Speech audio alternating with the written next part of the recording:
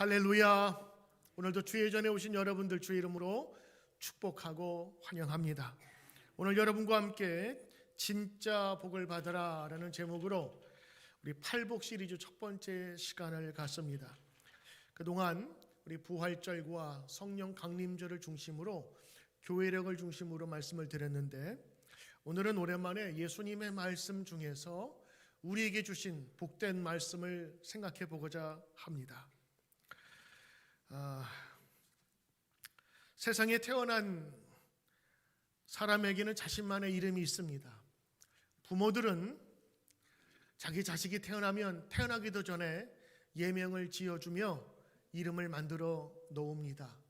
그리고 그 이름의 뜻은 크다, 그리고 찬란하다, 성공하다, 그리고 승진하다, 이런 여러 가지 이름을 주어서 한국 이름으로 만들지요. 부모가 생각하는 그 자녀에 대한 생각은요, 이 아이가 잘 자랐으면 좋겠다 하는 그런 마음입니다. 여러분, 부모의 마음도 그러하듯 하나님의 마음도 그러하십니다. 세상에 자기의 형상을 닮은 그 인간을 만드시고 성경에 뭐라고 되어 있냐면 보기에 참 좋다 하셨어요. 사람을 사람으로, 그리고 하나님의 형상 입은 자로 참 기뻤다. 이것이 성경의 하나님의 고백입니다. 그리고 복을 주시면서 말씀하십니다. 창세기에 있는 1장 28절에 보면 하나님이 그들에게 복을 주시고, 그러면서 뭐라고 얘기하냐면 너희들은 생육하고 번성하고 땅에 충만하라, 그리고 모든 생물을 다스리라, 이렇게 말씀하고 계세요. 하나님이 복을 주시기로 작정하셨습니다. 노아에게도요, 그 자손에게도 똑같은 비슷한 말씀을 하시는데, 큰 홍수 이후에 그 노아와 그 자손들에게 이렇게 말씀하세요. 하나님이 노아와 그들에게 복을 주시며, 그 복을 주시는 건 하나님의 마음입니다. 그리고 아브라함에게도 복을 주셨는데요, 아브라함이 그 뜻을 행하기로 결심하자 내가 너로 큰 민족을 이루고 너에게 복을 주고 너의 이름을 창대하게 하여 너는 복이 될지니라. 할렐루야. 여러분, 하나님은 우리 인간을 만드시고 그리고 그의 백성에게 복 주시기를 원하시는 분이에요.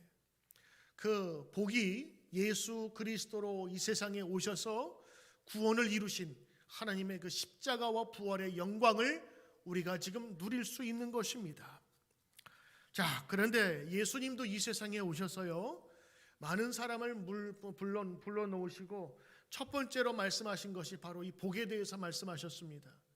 하나님도 그러하시고 예수님도 우리가 살아가는데 복을 누리는 백성이 되길 원하면서 이 8가지의 복을 말씀해 주셨습니다.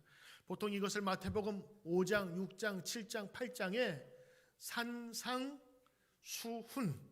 산 위에서 주신 교훈의 말씀이다. 이래서 5장부터 8장을 그렇게 부르는데, 특별히 5장에 나와 있는 말씀 중에서 오늘 예수님께서 말씀하신 복되도다라고 하는 8가지의 복이 있어요.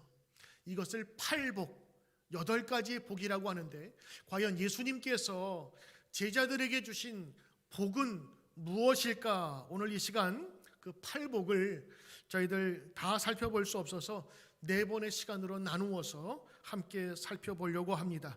이 팔복, 8가지의 복의 축복이 여러분의 가정과 인생 속에 넘치기를 축복합니다. 첫 번째, 예수님께서 말씀하신 팔복 중에 8가지 복 중에 첫 번째 블레싱이 복이 뭐냐? 바로 심령이 가난한 자는 복이 있나니 라고 하는 겁니다. 심령이 가난한 자는 복이 있나니 천국이 그들의 것이며. 여러분, 예수님께서 말씀하신 복 첫 번째는 심령이 가난한 자. 여러분, 복 싫어하는 사람 있을까요? 제가 생각할 땐 없습니다. 모든 사람이 복을 좋아합니다. 복도 여러 종류가 있는데 어떤 복을 좋아할까요? 다 좋아합니다. 싫어하는 사람 없습니다. 우리 조상들이 좋아하는 복이 있습니다. 오복이라고 합니다. 여러분, 이 복을 얼마나 좋아하는지 치약 이름도 옛날에 오복치약이라고 나왔어요. 오복이란 유교에서 말하는 5가지 복을 얘기하는데, 일생을 살아가는 데 있어서 복이 꼭 있어야 잘 살 수 있다는 5가지 복, 오복입니다.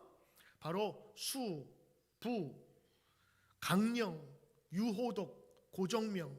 제가 아마 여러 번 말씀드렸을 겁니다. 적어도 이 5가지가 있어야 복 받았다라고 생각하는 거예요. 수, 오래 사는 거, 장수하는 거. 부, 부귀를 누리는 거, 돈 많은 거. 강령, 건강한 거. 유호덕, 사람이 덕이 있어서 위아래 자녀와 부모의 관계가, 모든 사람의 관계가 다 좋은 거. 그 다음에 또 마지막 고종명, 마지막 죽을 때 잘 죽는 거. 여러분, 이거 하나 더 빠지면 이거는 5가지 복 중에서 하나를 누리지 못한다고 생각을 했어요. 여러분, 우리 세상에 살면서 하나님이 주시는 복도 여기 다 들어있습니다. 아브라함에게 장수에, 그리고 큰 재물에, 그리고 자녀 손을 많이 나올 수 있도록 하나님께서 이 모든 것들을 축복으로 주셨지요.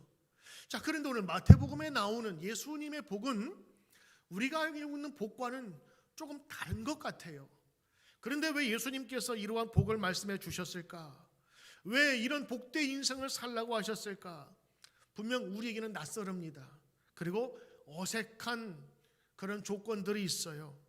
그러나 오늘 예수님의 말씀을 곰곰이 생각해 보면 맞다라는 생각을 갖게 됩니다. 왜냐하면 5가지의 복으로 우리가 해석할 수 없는 우리 인생에 참된 행복이 있거든요. 저는 오늘 예수님의 말씀을 통해서 오늘 2가지만 살펴보려고 그래요. 오늘 첫 번째 말씀, 심령이 가난한 자는 복이 있나니. 결론적으로 많은 사람이 얘기할 때 심령이 가난하다라는 거는 마음이 겸손한 자다, 이렇게 해석을 많이 합니다. 그런데 겸손하다는 말 가지고 심령이 가난한 것을 모두 표현할 수는 없어요. 이 말은요, 심령이 가난하다는 말은 하나님의 은혜가 아니고는 살 수 없다는 그런 뜻입니다. 자, 여러분, 부잣집 가면 뭐가 많지요? 가득 차 있어요. 좀 가난한 집, 어려운 집 가면은 뭐 수수해요. 띄엄띄엄 있거나. 오늘 가난하다는 뜻은요, 많이 가지고 있지 않다는 그런 뜻도 포함하는 건데, 심령, 마음이 가난하대요. 그러니까 마음에 이것저것 둘 수 있는 게 아니에요. 그냥 심플해요. 가난해서 오로지 하나님 외에는 생각할 게 없는 거예요. 그래서 마음이 부요하다, 마음에 뭐가 많다, 생각이 많다, 그럼 어떻게 해요? 저 사람 지금 막 복잡하구나, 그런 마음이 들지 않겠어요? 마음이 뭐가 많다라는 것도 마찬가지예요. 하나님 외에 생각하고 있는 게 너무 많은 거예요. 그게 마음이 부요한 거예요. 때로는 심령이 가난한 자, 그러면 내 마음속에 별로 가진 게 없지만 하나님 앞에서 완전히 벌거벗고 엎드려 항복한 나의 마음 상태를 심령이 가난하다라고 하는 거예요. 근데 예수님은 이 심령이 가난한 자가 복이 있대요. 그리고 천국이 그들의 것임이라고 알려주신 것입니다. 여기에서 가난한 자의 복인데, 유대 사회는요, 가난하면 하나님의 저주를 받았다고 하는 경향이 강했어요. 그러니까 오늘 가난한 자가 복이 있다, 이 말씀은 그 당시 사람들에게는 굉장히 파격적인 거예요. 혁명적인 거예요. 가난은 때로는 죄라고 생각했던 그 시대에 마음이 가난한 자는 복이 있다니, 예수님께서 역설을 얘기했는데, 여기에서 가난은, 우리는 가난이라는 게 그냥 한 단어밖에 없잖아요. 근데 헬라어 단어는, 그리스 말은 가난이 2가지가 있어요. 하나는 그냥 잘 살지 않은 가난함, 비교해서 얻어지는 가난함이에요. 내가 먹고는 사는데 옆집보다 조금 못 살아, 그래서 가난한 게 있고, 또 2번째는 푸토코스라는 단어를 사용하는데, 이거는 정말 파산을 하거나 남의 도움이 없이는 살아갈 수 없는 그런 가난이에요. 절대절명의 가난, 그것을 푸토코스라고 하는데, 오늘 예수님이 말씀하신 가난은요, 그런 가난이에요. 심령이, 마음이 찢어질 듯 가난한 거예요. 마음이 다른 도움 없이는 살 수 없을 만큼 그렇게 절박하게 가난한 그 사람이 복이 있다고 하는 거예요. 그러므로 여러분, 우리의 정신이 막 복잡하고 생각이 많으면 정신이 없고 우리가 살기 어렵지 않습니까? 우리 마음도 그런 거예요. 우리 영혼에도 우리 중심에 있는 딱 기둥을 붙잡고 가야 되는데 너무 붙잡을 게 많고 생각할 게 많으니까 무엇을 잡아야 될지 모르는 그 불안함 속에 살고 있다고 하는 거예요. 그래서 오늘 예수님께서 심령이 가난한 자, 그 마음 속에 중심에 이르는 하나님이 그 안에 계시고 하나님을 붙들고 사는 자가 복이 있다라고 하는 것입니다. 사실 여러분, 예수님이 가난한 자가 복이 있다고 해서 이거는 물질적으로 가난하다는 그런 얘기가 아닙니다. 하나님 앞에서 가난한 마음을 가져야 된다는 얘기예요. 대표적으로 성경에 누가 이런 사람이 있을까 찾아보니까 다윗이 있더라고요.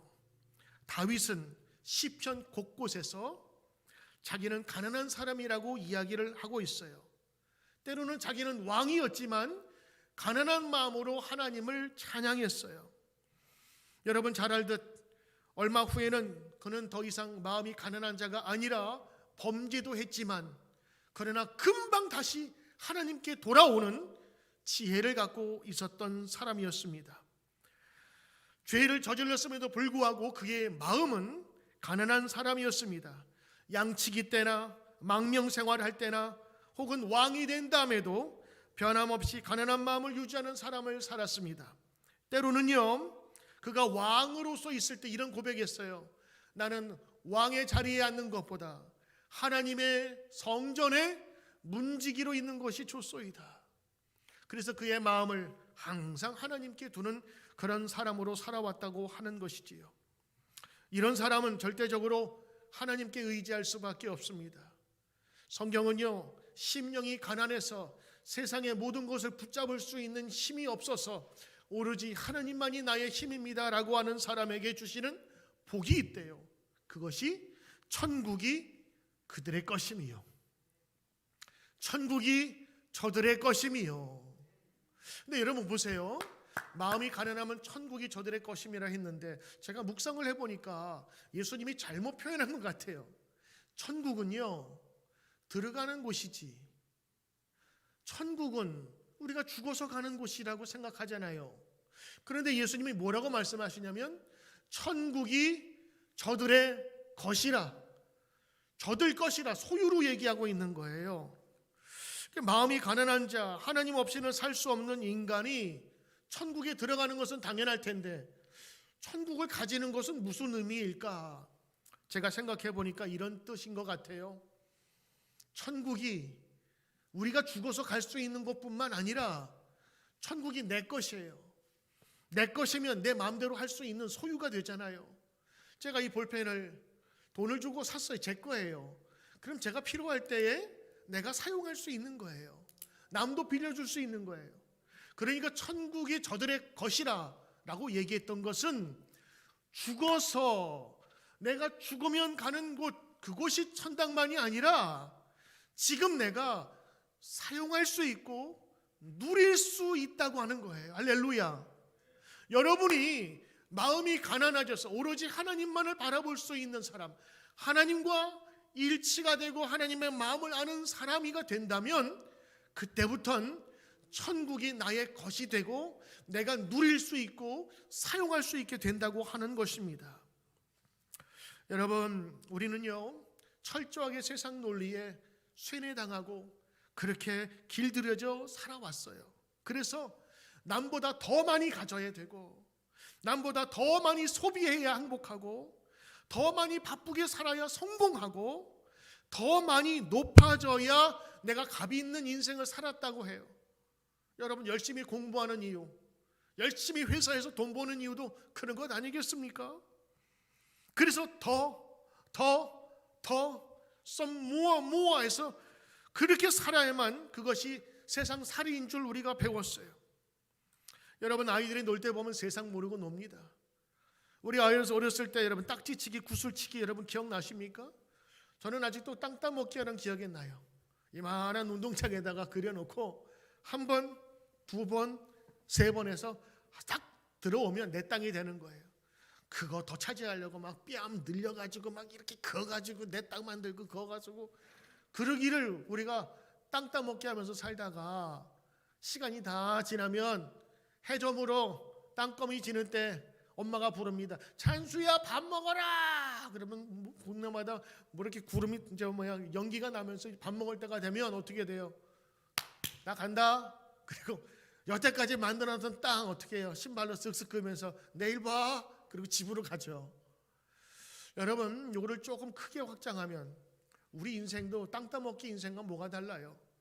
아파트 15평에서 22평에서 35평에서 55평에서 화장실 늘어날 때마다 더욱더 우리 기쁜 마음을 가지잖아요. 근데 여러분, 비행기에서 저 높은 데서 보면요, 우리 집 보이지도 않을 만큼 조금만 손톱봐도 작은 것이 우리 집인데 사실은 그거 넓히려고 그거 살려고 평생을 애쓰는 거 아니겠어요? 그러다가 하나님 부르시면 그래 나 간다 손 털고 가는 게 우리 인생이라고요. 기간이 차이가 날 뿐이지 원리는 똑같습니다. 아니 조금 유식한 표현으로 문학적으로 표현하면 해밍웨이의 노인과 바다가 있어요. 거기서 주는 메시지가 뭡니까? 넓은 바다에서 큰 물고기를 잡아서 돈 벌기 위해서 큰 성공하기 위해서 먼 바다 나갑니다. 거기서 진짜 엄청난 크기의 물고기를 잡아요. 그리고 돌아오는데 풍랑이 일어나서 그거 지키려고 그거 떨어져 나가면 안 되니까 그거 붙들고 어느 때는 상어 떼가 와가지고 막 그 뜯어가려고 하는 거 노를 쳐가지고 쫓아내고 그리고 겨우겨우 집에 왔는데 남은 것은 앙상한 뼈만 남은 그 물고기 그거밖에 남지 않았다는 거예요. 그 소설에 주는 메시지가 뭡니까? 그게 인생이라고 하는 겁니다. 열심히 살아왔지만 아무것도 아닌 것 같은 인생. 예수님 말씀하시지요. 복 중에 참된 복이 뭐냐? 많은 사람은 물질과 그리고 장수 그리고 사람 사는 가운데서 필요한 것을 얻는 것이 복이라고 얘기하지만 오늘 예수님은 뭐라고 말씀하시냐면 진짜 복은 소유가 아니라 마음에서부터 시작한다고 하는 거예요. 너의 마음속에 진짜 마음이 가난해서 하나님이 있느냐는 거예요. 천국의 주인인 하나님이 있느냐는 거예요. 많은 사람이 영생을 원하고 결국 천국 찾기를 원합니다. 영생을 얻고 천국을 찾는 복은요, 심령이 가난하여 하나님 바라보는 자에게 주시는 복인 것입니다. 여러분, 그런 의미에서 교회는 심령이 가난한 자들이 모이는 거예요. 심령을 가난하게 만들려고 하는 것이 우리 성도의 모습입니다. 모든 거 다 가진 것 같으나 하나씩 하나씩 내려놓고 너무 마음에 잡을 것이 많아서 너무 불안하고 너무 힘든 그의 인생 속에서 하나하나 내려놓는 거예요. 그리고 그 속에 하나님을 모시는 삶이 바로 성도의 삶인 것입니다. 여러분, 세상 바쁘게 살아왔다면 교회에서는 내려놓으셔도 됩니다. 그리고 여러분의 그 자리에 하나님이 있는지를 살펴보십시오. 아이들 놀 때 정신없이 놀아서 엄마도 모든 것도 다 잊어버리듯 세상 돈벌이하고 열심히 살아갈 때는 천국을 알지도 못하고 생각도 안 해요. 그러나 내 주변에 있는 부모님, 친구들 혹은 나보다 어린 후배들이 먼저 하늘나라로 쑥쑥 가는 것을 보면서 아, 인생이 이런 거구나. 이렇게 왔다 가는구나라는 생각을 하게 되면 그때부터는 정신이 바짝 들면서 나도 곧 죽을 텐데 내가 죽으면 내 인생 이건 뭐 무슨 의미가 있을까? 내가 열심히 벌어놨던 것 알고 보니까 자식들 그 재산 싸움 그거 얻기 위해서 서로 싸우는 모습을 보면서 내가 이거 하려고 재산 벌어놨던가 하는 그런 생각이 들면서 인생을 다시 보게 되는 거예요.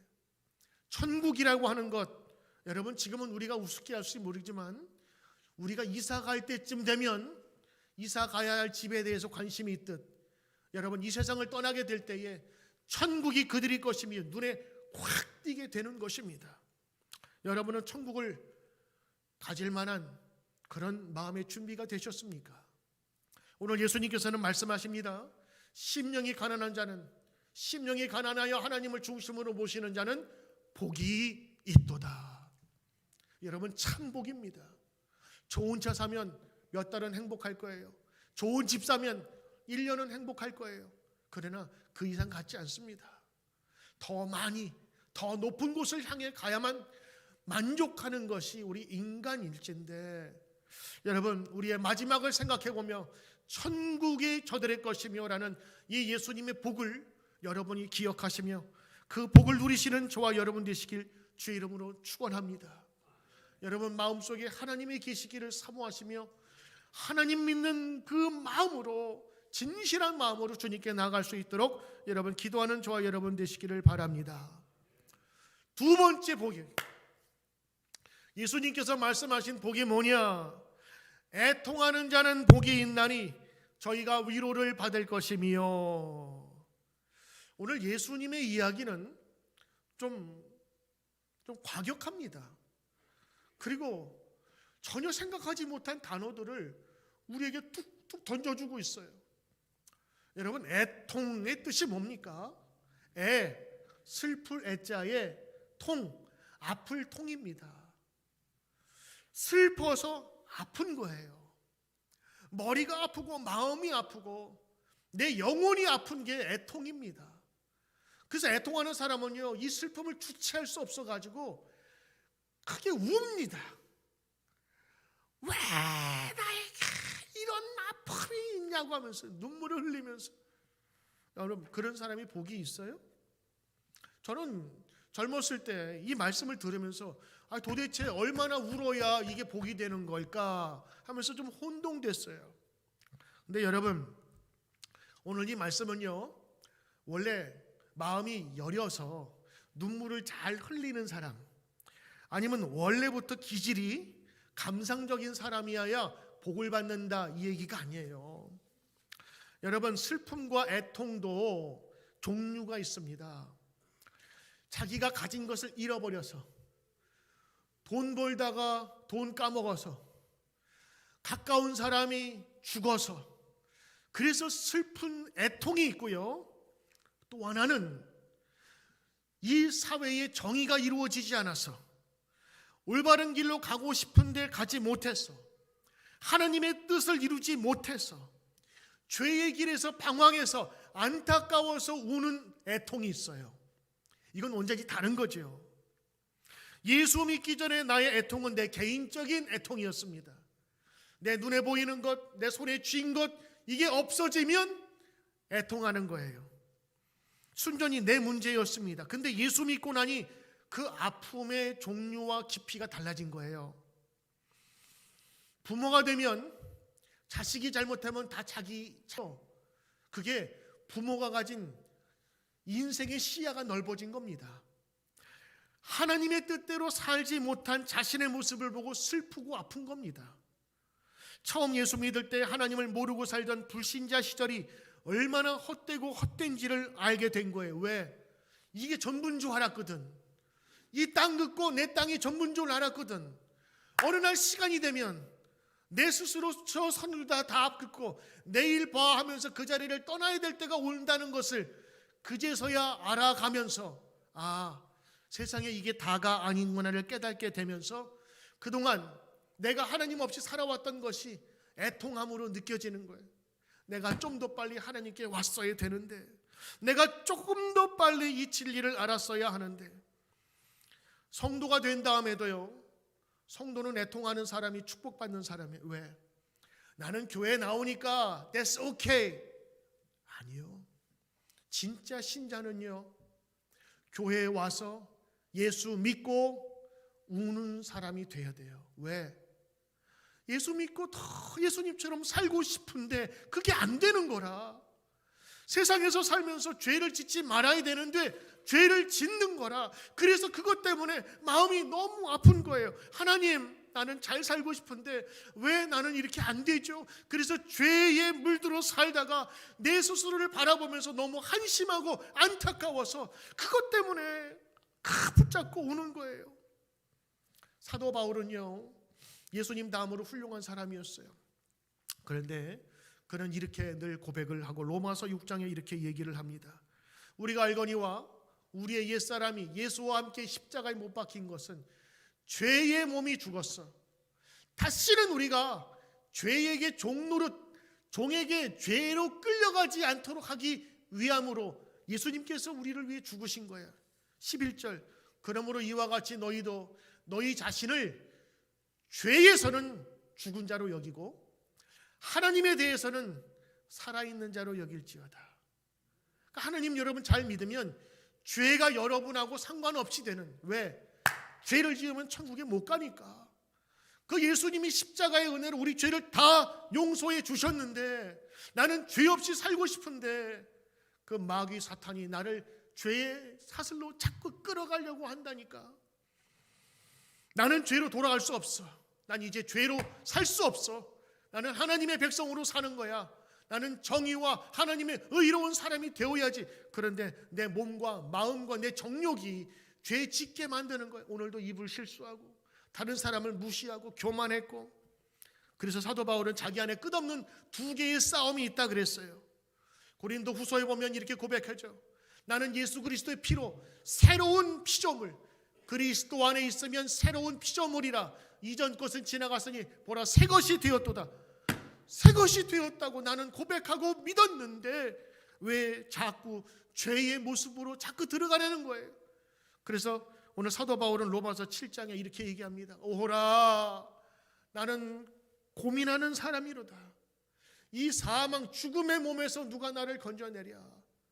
자기의 고민하는 모습, 애통하는 모습을 이렇게 표현하고 있습니다. 여러분, 그러므로 자기의 잘못과 죄를 생각하면서 애통하고 바른 사람으로 돌아가길 원하는 사람은 여러분 행복한 사람이요, 복된 사람이라고 하는 겁니다. 그냥 눈물 흘리면서 슬퍼하는 것이 아니라 하나님의 뜻대로 살지 못해 가슴을 치면서 애통하는 자, 복이 있는데 어떤 복인 줄 아시냐? 하나님의 위로, comfort, 하나님의 도우심이 있다고 하는 거예요. 여러분, 이 애통하는 사람은요, 처음에는 자기를 위해 애통했다가, 그리고 자기의 죄를 애통했다가, 세 번째는 어느 쪽으로 깊어지냐면 다른 사람을 애통하기 시작하는 거예요. 부모는 자식을 위해서 애통하고 가슴 아파하듯, 이것이 성숙된 성도는 자기만이 아니라 다른 사람의 아픔을 보게 되는 것입니다. 그래서 이 애통하는 자의 특징은 뭔지 아세요? 다른 사람의 아픔을 내 것으로 여기는, 이걸 뭐라 그러지요? 공감의 능력이라 그래요. 그냥 애통하는 자는 복이 있나니, 이걸 현대말로 풀면 공감 능력이 충분해지는 거예요. 남의 아픔이 내 아픔으로 전해지는 거예요. 우리 교회도 성도님들 보면 이런 분들이 있어요. 자기 문제도 해결하기 바쁜데 다른 사람의 기도 제목을 함께 해주는 분이 계세요. 다른 사람의 아픔을 함께 아픔으로 여기고 기도해 주는 분이 계시더라고요. 그게 공감 능력이고, 그리고 다른 사람이 잘못하면 우리는 보통 어떻게 해요? 너 잘못했어, 너 그거 제대로 사는 거 아니야 라면서 비판하는데, 애통하는 사람은 그 사람을 비판하기 전에 그 사람의 아픔을 가지고 공감해주고 품어주는 거예요. 이런 사람이 리더가 되고 사장이 되면 그 종업원들은 땡 잡은 겁니다. 이런 사람이 선생님이 되면 그 학생들은 너무 행복한 거예요. 그러니까 여러분, 애통하는 것이 눈물 흘리라라는 것이 아니라 공감하는 사람, 예수님의 사랑으로 그것을 이해해 줄 수 있는 사람이 복되다라고 얘기하는 거예요. 한국의 한경직 목사님, 여러분 아실 거예요. 그 유명한 한국의 교회 담임하셨던 그 한경직 목사님이 60년 전 1960년에 설교 가운데 애통하는 자의 복이라고 하는 제목의 말씀이 있다고 합니다. 저는 들어보지도 못했고 읽어보지도 못했는데 어느 분이 소개하는 것을 제가 들었어요. 그 한경직 목사님이 이렇게 설교를 하셨대요. 여러분, 조용히 귀를 기울여 우리 사회의 울음소리를 들어본 적이 있습니까? 자녀를 잃은 부모의 울음소리, 부모를 잃은 고아의 울음소리, 남편을 잃은 아내들의 울음소리, 실업자의 울음소리, 고학생들의 울음소리, 악당의 유혹을 받아서 일생을 그르친 가련한 여성의 울음소리, 전쟁으로 말미암아 모든 것을 다 잃어버린 전쟁 고아의 울음소리, 이 울음소리를 같이 듣고 애통하는 자가 우리 사회에 얼마나 됩니까? 애통하는 눈물 울음소리가 문자 그대로 삼천리 강산에 사무치건만 이 울음소리를 듣고 같이 애통하는 참된 정치가, 참된 실업가, 참된 그리스도인들이 얼마나 됩니까? 우리 사회는 얼마나 눈물이 없는 사회입니까? 애통할 줄 모르는 사회가 아닙니까? 그러므로 복을 받지 못합니다. 남의 눈물을 내 눈물로 알고 내 서름을 내 서름으로, 남의 서름을 나의 서름으로 알아서 같이 십자가를 질 줄 아는 민족만이 복을 받는 것입니다. 여러분, 60년 전에 이미 돌아가신 분의 설교지만 여러분, 우리에게 얼마나 감흥을 주고 감동을 줍니까? 왜일까요? 사람 사는 것은 그때나 지금이나 다를 바가 없어. 그리고 예수님의 말씀은 그때나 지금이나 진리이기 때문에 그런 것입니다. 고통스러운 것은 함께 애통할 수 있어야 합니다. 우리가 왜 세상에 살면서 힘든 줄 아십니까? 위로하는 자가 없기 때문인 겁니다. 우리와 함께 울어주는 자가 없기 때문입니다. 아무리 힘들더라도 함께 울어주는 자가 있으면 그 사람은 그 고통 속에서 벗어날 수 있답니다. 남의 눈물을 내 눈물로 하는 것, 이것이 신앙적으로 표현하면 뭘까요? 중보기도입니다.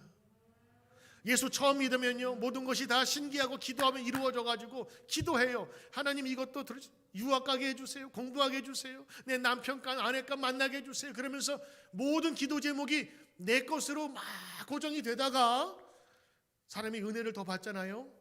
그러면 기도가 조금씩 바뀌고 넓어져요. 이 말은 다른 사람의 기도 제목이 내 기도 제목이 되는 거예요. 이게 무슨 기도라고 그러죠? 중보기도라 그래요. 옛날엔 내 기도만 바빴어요. 내 사업만 바빴어. 그런데 예수 믿고 나서 보니까 나보다 더 어려운 사람이 있네. 예수 처음 믿은 사람들이 있네. 예수 믿다가 낙심된 사람이 있네. 그 사람을 보면서 중보기도에, 하나님, 저가 마음이 아픕니다. 저의 자녀들이 시험에 들었습니다. 그러면서 내 자녀가 아닌 다른 사람의 자녀를 위해서 기도해 주는, 여러분, 우리 교회도 중보기도 팀이 있습니다. 그리고 새벽마다 기도하는 분들의 기도를 들어보면 자기만의 기도로 그렇게 오래 할 수 없어요. 다른 사람을 위해서 기도해 주는, 여러분, 중보기도, 이거 애통하는 겁니다. 다른 사람을 공감해 주는 거, 이거 애통하는 것입니다. 그런 사람은 여러분 복받게 되어 있어요. 왜? 다른 사람의 은혜를 입고 그 사람을 존중해 줄 수밖에 없는 것입니다. 그런 사람에게 어떤 복이 임한대요? 위로가 임한대요. 어떤 분 그럴까요? 위로 대신에 차라리 돈을 달라. 차라리 돈이 위로가 되겠다. 그래요. 근데 여러분, 진짜 위로는요, 하나님의 위로부터 주시는 위로가 되는 것입니다. 위로부터 주시는 하나님의 위로, 그 하나님의 위로를 받으셔야 돼요. 얼마 전에 한국에서요, 대표적인 많이 쓰는 단어들이 있었어요. 뭐 TV 프로그램, 예능, 뉴스, 무슨 주제마다 다 붙는 게 뭐냐? 힐링이었어요. 힐링 캠프, 힐링 푸드, 힐링 뭐 하우스. 근데 그 힐링의 제일 중요한 게 뭔지 아세요? 어떻게 해야 힐링이 된 줄 아세요? 위로가 있어야 되는 거예요. 위로가 없는 힐링은 없어요. 위로 받으면 힐링이 되는 거예요. 그러므로 여러분, 우리가 이렇게 따로 설명을 드리지 않더라도 예수님의 말씀은 진리예요. 왜? 애통하는 자는 복이 있는 거예요. 진짜 복이 있어요. 어떤 복이? 위로가 있는데, comfort from heaven. 한국말로 하면 위로부터 오는 하나님의 위로. 여러분, 그 위로가 우리 가운데 충만하길 바랍니다. 성령의 다른 말 뭔지 아세요? 하나님의 위로자라는 뜻입니다. 파라클레토스라는 성령을 지칭하는 말인데, 이게 위로자예요. 성령이 하시는 일은 우리를 위로해 주는 거예요. 말할 수 없는 탄식으로 우리를 위해 기도하는 분이시라고 하는 것입니다. 여러분, 성령의 역할이 그러하거든 예수님도 그러하시고 예수를 믿는 제자들도 이렇게 기도하셔야 돼요. 하나님, 위로자가 되게 하여 주옵소서. 왜냐? 우리와 함께 애통하는 사람이 있을 때 우리는 위로받게 되는 겁니다. 로마서 12장 15절에 뭐라고 얘기했는 줄 아세요? 성도들이요, 즐거워하는 사람과 함께 즐거워하고 우는 자들과 함께 울라. 이게 그 말 아니에요? 우는 자들과 함께 할 수 있는, 울 수 있는 공감과 그리고 중보기도의 그 축복을 받으라. 그런 사람은 복을 받는데 바로 하나님께서 그를 위로하시고 어떻게 해요? 위로받으면 힐링이 되는 거예요. 오늘 우리 교회는 서로 위로받고 위로하기 위해서 온 사람입니다. 왜 교회 다니느냐 물어보면 거기에 따스하게 나를 위해 기도해 주는 사람이 있고, 나를 위해 도움을 주는 목사님이 계시고, 나를 위해 기도하는 권사님이 계시기에 난 그래서 교회 다녀라는 분도 계세요. 여러분, 우리가 자기 소름에 받쳐서 우는 자가 아니라 다른 사람, 하나님의 뜻이 나의 인생에 이루어 안타까운 마음으로 우리가 기도하고 준비할 때 그 사람은요, 복이 임하고 하나님의 위로가 있게 되며 힐링하게 되는 겁니다. 저는 오늘 우리 주일 우리 졸업 감사 예배로 드리는데 우리 이번에 졸업하는 친구들이 참 많아요. 전체 인원을 보니까 벌써 14명이 되더라고요. 초등학교, 프리킨더, 하이스쿨, 미들스쿨, 대학 졸업까지. 저는 우리 자녀들을 놓고 축복하면서 기도할 때 이렇게 기도하고 싶어요. 하나님, 이들이 학업을 마치고 새로운 세상으로 나갑니다. 애통할 수 있는 마음을 주옵소서. 그게 다른 말로 하면 하나님, 공감할 수 있는 마음을 주소서. 선생님이면 자녀들을, 사업가면 함께 일하는 동료들과 부하 직원을 애통하는 마음, 공감할 수 있는 지도자로. 여러분, 이거 얼마나 중요한지 아십니까? 이들이 정치가가 돼서는 백성의 아픈 곳을 함께 울어줄 수 있는 사람이 되게 하소서. 이 사람은 반드시 복받습니다. 존경과 사랑받습니다. 그리고 힐링할 수 있는 귀한 은혜가 넘치는 것입니다. 오늘 이제 단기 선교 아프리카 케냐를 출발하는 단기 선교팀을 위해서도 저는 이렇게 축복합니다.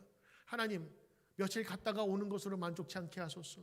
가기 전에 저들의 아픔을 위해서 기도하게 하소서. 다녀온 다음에도 계속 기도하며 마음을 쓸 수 있는 자들이 되게 하소서. 그래서 저들이 하나님의 통로가 되고 하나님의 사랑을 전해줄 수 있는 사람이 되게 하여 주소서. 오늘 애통하는 자, 그 사람이 하나님의 위로를 받는데 오늘 이사야는 이렇게 고백했습니다. 이사야서 61장 3절.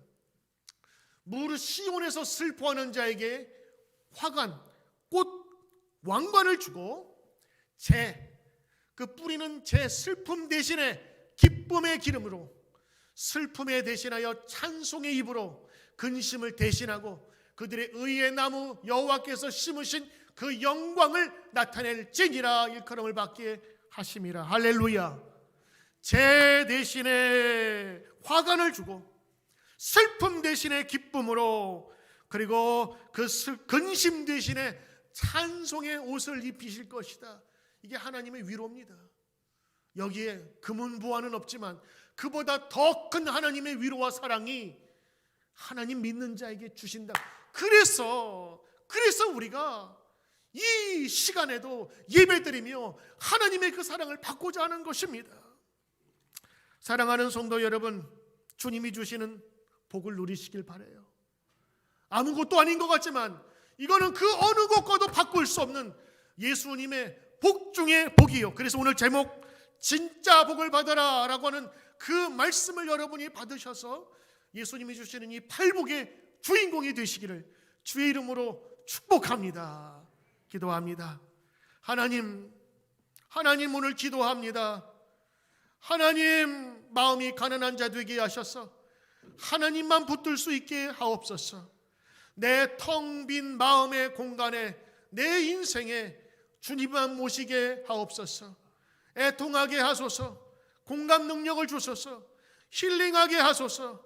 우리를 위로하여 주옵소서. 예수님의 이름으로 감사하며 기도드리옵나이다.